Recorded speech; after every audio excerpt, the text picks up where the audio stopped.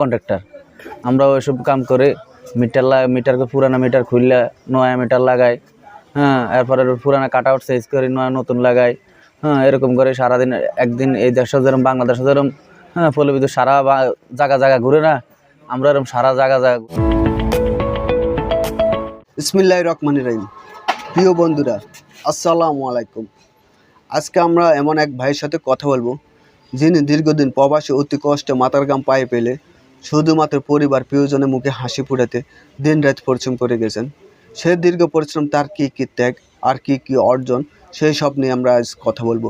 চলুন কথা না বাড়িয়ে ভাইয়ের কাছ থেকে বিস্তারিত জেনে। আর হ্যাঁ, আমাদের আরও গল্প শুনতে, প্রবাসী ভাইদের কষ্ট একটু সার্থক করতে আপনার মূল্যবান লাইক, কমেন্ট, শেয়ার দিয়ে আমাদের সাথে থাকার অনুরোধ। ইসলাম, গ্রাম বলিয়া, হাজীগঞ্জ থানা, জেলা চাঁদপুর। আমি প্রবাসী, বাহরাইন প্রবাসী। আমি বিগত আজ 10 বছর, 13 সালে গেছি। এখনো আছি। এখন আমি দেশে আসছি ছুটিতে। এখন ওইখানে তো বহুত গরম।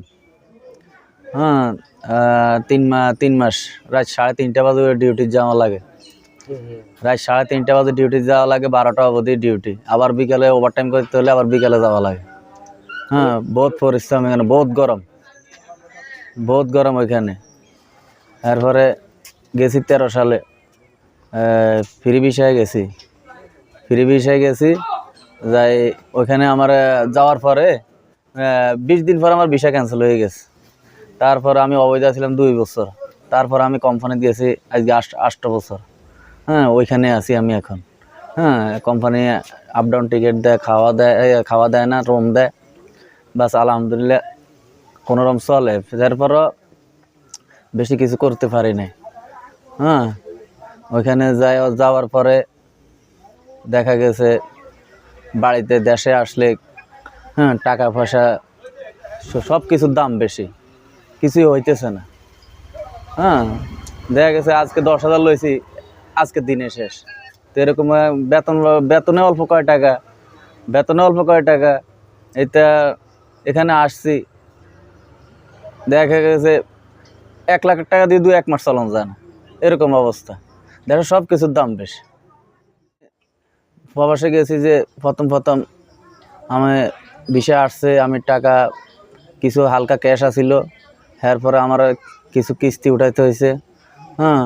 কিছু এইজনতে ধার কর্জা করে গেছি, 3 লাখ টাকা দিয়েছি। তারপরে আমি ওইখানে যাই। আস্তে আস্তে ক্লিয়ার করছি। 1-2 বছর লাগছে ক্লিয়ার করতে। ওই সময় আমি এসব নতুন গেছি, ওই সময় ক্লিয়ার করেছি 1-2 বছর লাগে গেছে। তারপরে এগুলো ক্লিয়ার করে তারপরে এখন কোনো আর আমরা এখানে মিনিস্টারি কাজ করে, মিনিস্টারি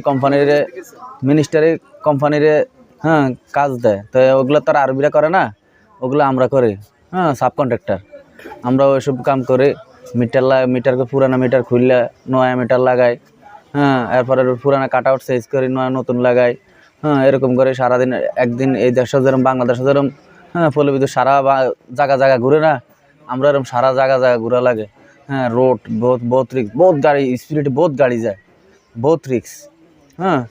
এগুলো আমরা এরপরে সিফটি লাগাই। ওই দেশের পুলিশ আছে, পুলিশে আমরা সিফটি দেয়।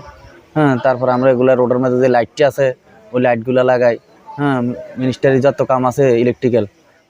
আমাদের আরও গল্প শুনতে, প্রবাসী ভাইদের কষ্ট একটু সার্থক করতে আপনার মূল্যবান লাইক, কমেন্ট, শেয়ার দিয়ে আমাদের সাথে থাকার অনুরোধ জানাচ্ছে।